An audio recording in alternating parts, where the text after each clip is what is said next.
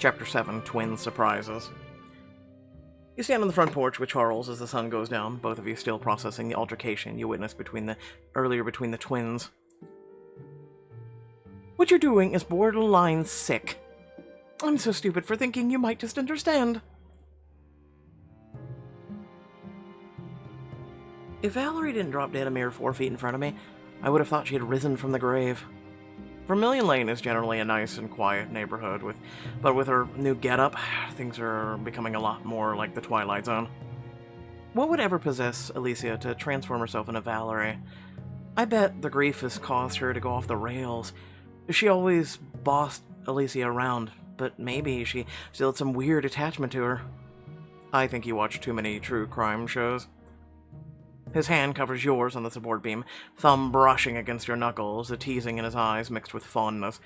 Just promise me you won't go breaking and entering again to find the answer. I'm not sure how many lucky escapes you can make.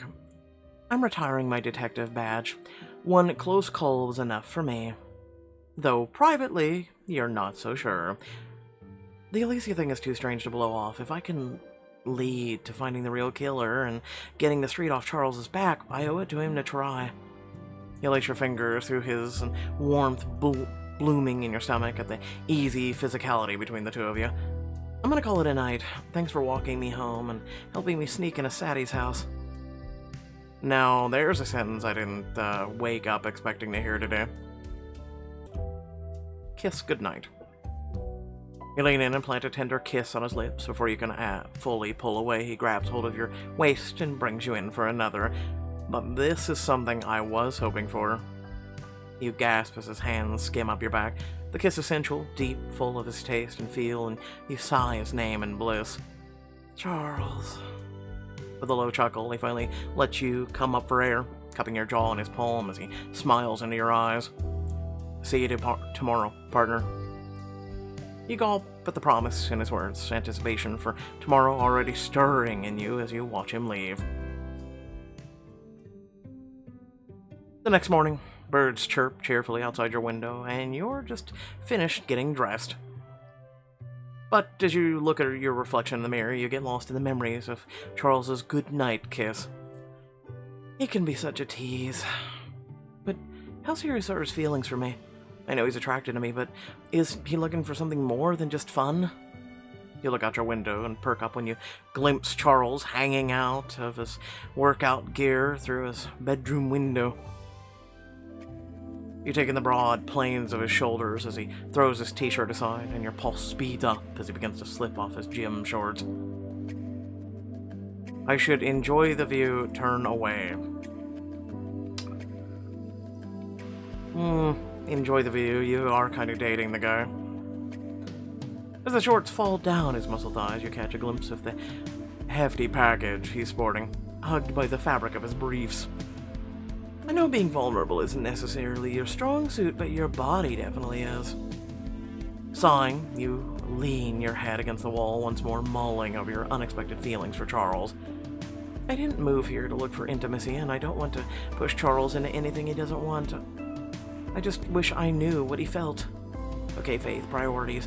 A good man's reputation is at stake. Clearing his name is a lot more important than this sexy dalliance. And there's nothing stopping me from treating what Charles and I have as sexy fun. I just won't look too deep into it. Suddenly, two muffled voices steal your attention. Allison and Alicia walk past your front lawn, toting yoga mats. I knew a night's rest would do you good. Plus, a little yoga always helps strengthen the mind. If we can hurry, we can still make Chance's 8 a.m. class. Valerie did love yoga. I know I promised Charles, but what he doesn't know can't hurt him. It's time to find out what's really going on with these twins. You sneak your way up the street to Allison and Alicia's shared house, but quickly realize there's a front door is visible to the entire neighborhood. Crap. Then you see the gate to the backyard is slightly ajar. Jackpot. You make your way through the gate only to find Charles waiting for you at the back door holding a spare key and smirking. Well, what do we have here? Charles, what are you doing here? saving your ass again. I have a teenage daughter, remember? You'll have to lie a lot better than you did if you want to fool me. I'll keep that in mind for next time. He chuckles at your grumpy look, then leans in, bringing his heat and spicy cologne right in your personal space. I also saw you checking me out through the window this morning. I hope you got a good look. You ended up with your back against the door. Charles leans an arm beside your head, gaze hooded as he murmurs in a honey voice. So, based on the above, and how things went at Sadie's, I thought it was imperative I contributed my top-notch sleuthing skills today. Oh, really? Or did you just want to get me in another closet? He steps closer, and you remember the feeling of him against your back at Sadie's as she moaned in the room beyond. The thought definitely kept me up all night. He reaches past you, unlocking the door, then shoots you a smile that elicits a small flutter in your chest. Shall we, partner? As soon as you're inside, you try to focus on your search, immediately struck by all the frame photos the twins have of themselves on the wall. Almost every single photo is the two of them together, and they're always dressed alike. I know parents like to dress twins alike when they're kids, but while in your 40s? Not so cute anymore. Alicia and Alicia have been inseparable since I've known them. Never had husbands. I don't even think they date. That's so odd. Almost like they don't have a real identity apart from each other. And no dating? They're missing out on so much. You can say that again. You shiver as he comes up behind you, once again making you viscerally aware of his presence. He continues in a teasing tone. So since we're not starting in the closet, and these photos give us nothing, let's head to the kitchen. Hey, I'm still looking at the photos, and what have you seen these twins keep important paperwork in the fridge or something? No clue, but I do know Allison is a great baker, and I want to see if she left out some of her famous lemon bars. You turn around to playfully slap him on the arm, laughing as he catches your hand before you can make contact. So much for your top-notch sleuthing skills. True detectives think with their heads, not with their stomachs. True, detectives use their intuition, but since you seem to have all the right answers... He tugs you forward by the hand, and you have to catch yourself against his chest, his muscles firm beneath your palms. What makes you the superior detective? I'm full of surprises. You place a hand on his back, and then pull him with you as you start dancing a path around the living room. What are you doing? Keeping you on your toes. The two of you glide from side to side in sync, as if you've done this for years. He gazes at you with surprise and excitement in his eyes. I'm impressed, but dancing doesn't make a detective. I think someone just has an ulterior motive. Yeah, which one of us? Okay, then why should I follow your lead, Mr. Boss Man? His hand on your back tightens, pulling you flush against him with a smirk. His breath skims against your lips as he replies. I know the neighborhood, I know the people in it much more intimately than you do. Oh yeah. Do you know me intimately? Not as much as I'd like to. His hand skims down your back, caressing the curve of your ass for a teasing moment, and you suck in a breath. But I think all your secrets will be mine soon. Suddenly your back hits a hard surface and you gasp. You turn to see Charles as you pressed up against a grand piano. Sorry. Don't be. His hungry expression elicits a tingle between your legs. You feel his own stiffness against your core, evident of the dance's effect on him. How much time do you think we have before the twins get back? Chances yoga is a pretty intense one. I'd say we have a good hour and a half. He starts kissing your neck, his voice coming out a throaty growl. Enough time for a workout of our own. Let's get wild. You place a finger beneath his chin, lifting his gaze to yours. But only if the workout leaves my every muscle feeling strung out and relaxed. I want you to work me hard. He gasps as he seals his mouth to yours in a passionate kiss, your body pinning you more tightly to the piano. When he comes up for air, his lips are reddened from your kissing, his pupils are dilated with lust. I never take my workouts easy. You feel a thrill as Charles hungrily claws at your clothes, his lips and teeth back against your neck with a possessive force. You reciprocate the voracity, ripping his shirt open deliberately, running your fingers from his taut stomach up to his chiseled chest. Someone's getting grabby, and here I thought I was Mr. Bossman. You gasp with delight as he roughly pulls your hands off of him before falling to his knees and hiking your skirt up your thighs.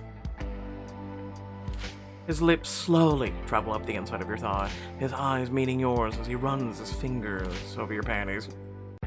Here, snatching back the reins, you take his head in your hands and direct his mouth where you want it most. Lord help us, this is where we're gonna have to, 'cause YouTube. You and Charles went wild on the piano. Basically, his face didn't go far, we reciprocated, and then we finished on the piano. Moving on. You shudder against each other, riding the dual waves of your release until you sag limply against each other, chest heaving to catch your breath. Wow, that was my sentiments exactly. Suddenly, the clock in the living room chimes an hour. Alarmed, you both jump when you're twined together on the bench. The twins are going to be back on their way home before we know it. This isn't exactly how I want to be walked in on. You untangle yourselves and quickly start gathering your clothing. But as you're getting more decent, you can't help catching Charles's eyes lingering on your body. Someone's getting distracted. I just can't help wondering if that was your first time on a grand piano. Actually, I don't kiss and tell. I guess you'll have to use your imagination if you want an answer to that question. Not sure my imagination will give me answers when I'll be able to picture is what we just did. You privately mourn the moment Charles puts his shirt back on over his chest and abs, though you're also celebrating what just happened. That was the wildest I've ever had. Our compatibility is off the charts. Charles finishes just as you're shimmying your skirt back down over your hips, his eyes lingering on your thighs. That's one mission complete. Shall we move on to the other? Let's see if we can find Alicia's bedroom. Basically, we're gonna go around the neighborhood and bang in everyone's house. It'll be fun, I swear. Sarcasm. You make your way upstairs to her bedroom, and you gasp as soon as Charles opens the door. My god, it's an exact replica of the room you pulled me into at Valerie's. You make your way inside, trying to process it all. Your unease only grows when you open Alicia's closet to find it full of Valerie-style clothing. What if she didn't just buy these? What if they're literally Valerie's clothing? Charles doesn't answer, and after a moment you hear him suck in a deep breath. Faith, you might want to see this. Do I really? He's flipping through a book from Alicia's desk. Looking over his shoulder, you realize it's full of paparazzi-style photos of Valerie. I'm pretty sure she's a straight-up stalker. It kind of makes you think someone could be watching us right now. Goosebumps break out of your arms. You quickly take your phone and snap a few pictures of Alicia's book. Now let's get the hell out of here. I don't want to risk getting caught by someone as unstable as Alicia. Good call. You and Charles reach the backyard just as the twins arrive home. You freeze behind the gate to listen, peeking through the slats. What's the big deal? So we left class early. I don't like sweating. No, Valerie didn't like sweating. You and I ran track and field in college.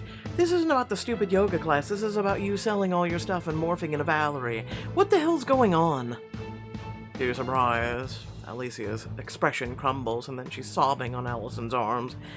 Why does everyone keep judging me? I'm just trying to figure out who I am. What do you mean? You're Alicia Barney. No, I'm Alicia Barney, the twin sister. Everyone associates me with you and you with me. I can't be a carbon copy of my twin anymore. I need to find out who I am. And you want to be a carbon copy of Valerie instead. I was just trying out her style to see if I liked it, but it isn't the real me either. That's why I've decided to get plastic surgery tomorrow. I can finally be my own person. Your voice trails off as they continue their conversation inside. You and Charles look at each other for several speechless moments. So, she isn't a stalker who murdered Valerie to become her? She's just a lost soul. I was gonna say a nut job, but a lost soul works too. I hope she gets the help she needs. I have total whiplash. Occupational hazard, wee rookie detective face. Why don't you come over to my place for a drink? You don't have to ask me twice. Do none of these people actually work an actual job? You and Charles settle in his living room with glasses of wine. He raises his glass towards you with a mischievous twinkle in his eyes. To breaking and entering, our favorite pastime. I hope you don't think of me as some vigilante who breaks into people's houses at a whim. You both laugh as he clinks his glass against yours, keeping it there as he holds your gaze intensely. Having seen you in action, I wouldn't say it's a bad thing, not at all. He takes a sip, eyebrows lifting meaningfully. Your face heats up as you remember your moments alone in the midst of your trespassing. Charles teases you in the closet, or tight confines of her closet, making you squirm back against him, throbbing. Atta girl. Except that never happened. We didn't pick that. Charles spurring you to your most intense climax ever against the twins' piano. That actually did happen. How do you like the wine? Charles's voice comes to you through a haze of lust. You feel damp, breathless. You bring the glass to your lips. It's poisoned. Does it taste almondy?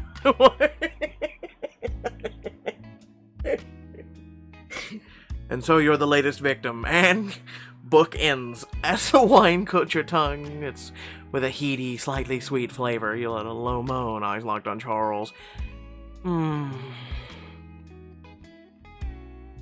Slowly, you swipe your tongue along the sheen of wine on your upper lip, watching Charles' pupils dilate as he follows the motion. Delicious. This was just what I needed. Lips spreading in a slow grin. He scoots closer to you, eyes still riveted by your lips. Are you sure there's nothing else you need? I'm sure I can be of service. But just then, Yvette burst in through the front door with a loud call through the house. Hey, Dad, Her face morphs into suspicion as you and Charles scramble away from each other and sit up straight. Charles tries to save the situation. Honey, you remember Faith? I sure do. It's a little early in the day to be drinking. Well, when you get to be, old enough to drink, you'll realize you get to make a choice. Oh, it's been one of those days. Sounds tragic. Anyway, Dad, we're heading to the Oak Valley Fair, right? Our yearly tradition since I was literally 6 years old. Just the two of us? I was thinking we could let Faith tag along this year. We can introduce her to the fun seasonal activities that come to town each year. He drapes an arm over your shoulder meaningfully. The butterflies you feel are almost enough to distract you from the daggers in her gaze. How nice of you. Oh, I couldn't. I guess I'll allow it. You will? It'll be nice to have someone else to be my personal selfie stick all day. Yvette goes to drop her bag upstairs and gets ready. Charles lets out a fond chuckle. He squeezes your shoulder, leaning against you. Yvette's been territorial since we lost her mom, but it sounds like she's willing to give you a chance. I promise she'll be good. Besides, I've been looking for an excuse to take you out somewhere, out of our neighbors' houses for a while. This could be the perfect opportunity to earn Yvette's trust. And it is just me, or does it sound like Charles is asking me on another date?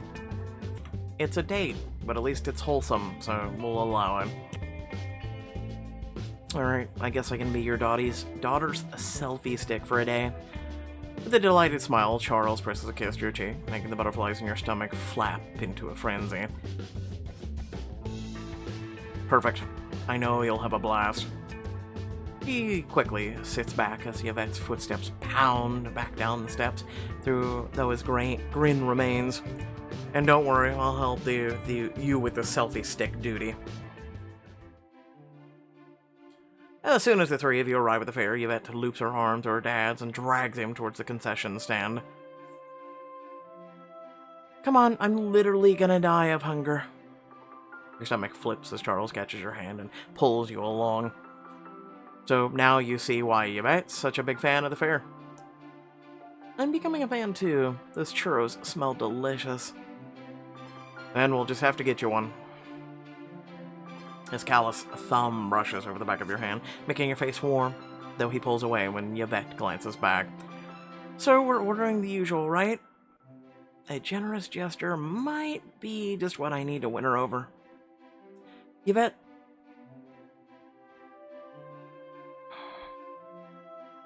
A generous gesture.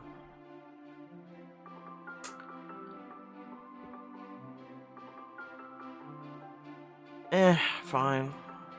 I was thinking the other one because if you're trying to bond, you would try what they're having, but we'll see. Yvette and Charles both turn and gape at you, and you miss a step. Did I say something wrong? Not at all. Did you really mean that? Because you definitely don't have to do that. Yvette elbows Charles's hand hard at the side and grins at you. But you totally can if you want. Then I want to. Thanks. Yvette reaches the front of the line and orders.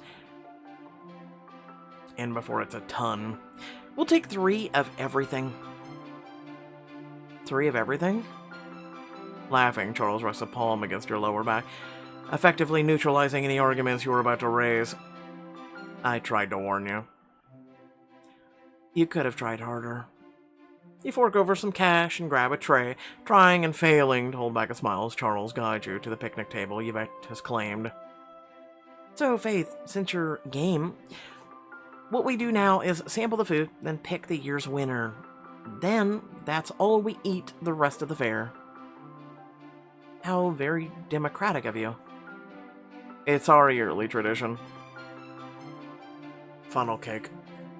I want funnel cake. It's been, listen, I haven't been to a fair in since I was a kid, okay? It's been a while. As Charles takes a seat next to you, his thigh touches yours, you can't help reading into the smile he flashes you. Is it just coincidence, or does that mean something that he invited me to join such a special tradition? I'll just take his hand under the table. You turn your attention back to the spread of food, but your hand sneaks sideways over Charles' thigh and finding his fingers. So, what won last year? Well, they had these triple stuffed cookies and cream churros last year, so good, right, Dad? Butterflies flap in your chest as his fingers lace through yours, your hand resting comfortably on his warm thigh. Absolutely delicious. One by one, you taste each of the foods on the table, sharing your reviews through full mouths. Oh my god, the cinnamon sugar on the popcorn is perfect. But root beer definitely shouldn't be a cotton candy flavor. Oh god. Yeah, no, I agree with that. Have you seen the cotton candy grapes yet? No, they're a thing, trust me. The corn dog's great, but they could have served it with a little more mustard. Speaking of... Snorting, Yvette points to your face. Before you can react, Charles thumbs a spot of mustard off your lip. You had a little something. Thanks. So, Faith, what's your pick for winner?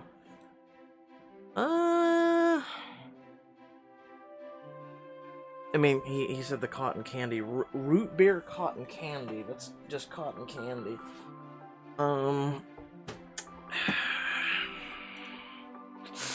We complained about the mustard on the corn dog, which I normally eat my corn dogs just bare. I'm gonna be honest with you. I'm not a person that likes a bunch of that stuff.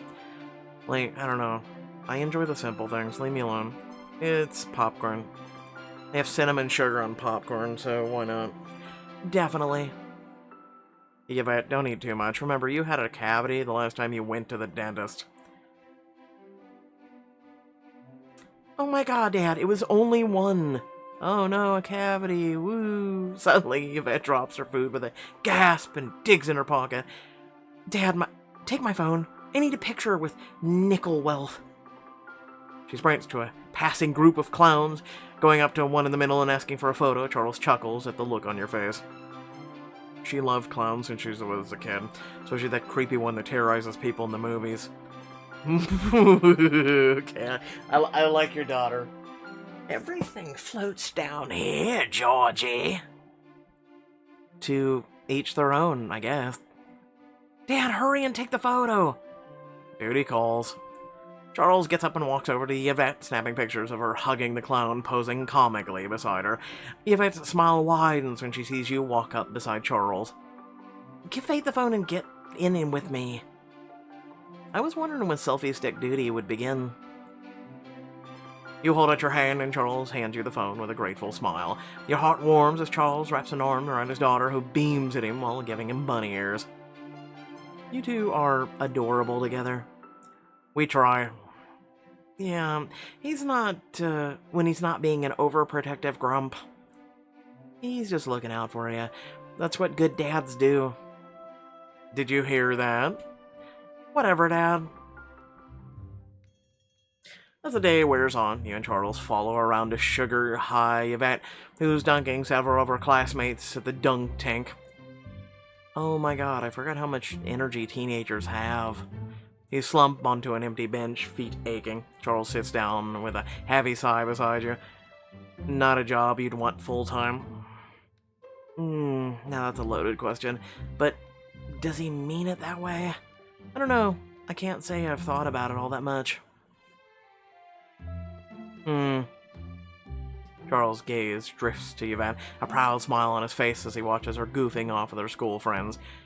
It gets tiring, but always the satisfying kind. You feel a flutter as his hand bumps yours on the bench. Thanks for coming. I hope it was worth the fatigue. Definitely.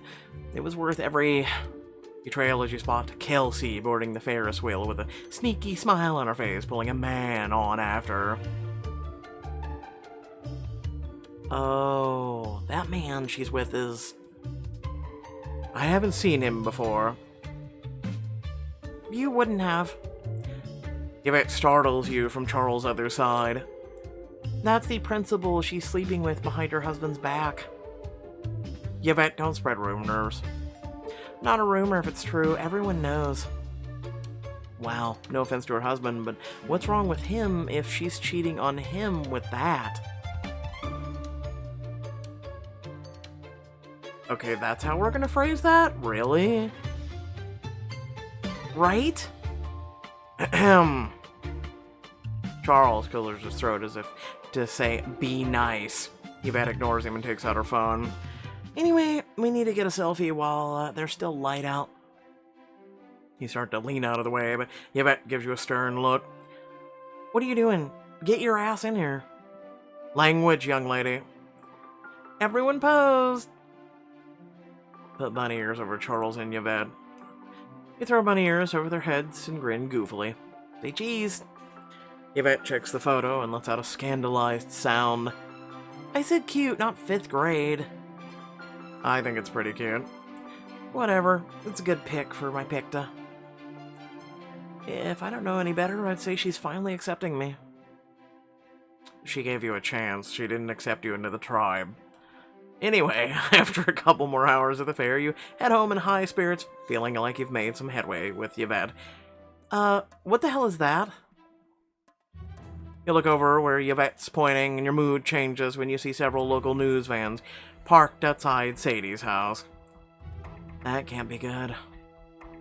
Definitely not. You sprint up to her house where you find her giving an interview on her front lawn, surrounded by several reporters and neighbors. As you all know, our beloved Valerie Wright recently passed, and with that passing, her role of HOA presidency is vacant. It is with a heavy heart and a real sense of obligation that I'd like to announce my intention to step into her shoes and run for president. She called a press conference for this.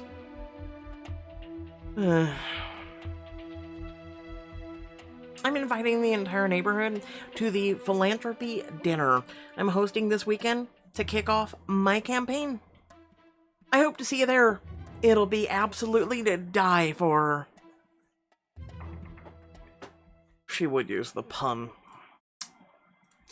Without further ado, thanks for watching. Please remember to like, share, and subscribe. Head down in the description. Plenty of things to check out there. Without further ado, let me say the following. Really? Like, if someone is cheating on someone, and your first response is, well, if she's seeing and cheating on that, like she's with that person, well then what's wrong with the spouse? That's really, correct me if I'm wrong. Maybe I misread that. I didn't, but I'm just being, yeah. Anyway, I have questions for you. I seriously have questions for your moral compass and whatnot. People do that shit because they choose to. Just saying. That's about it. Without further ado, thanks for watching. Catch you all later. Peace out.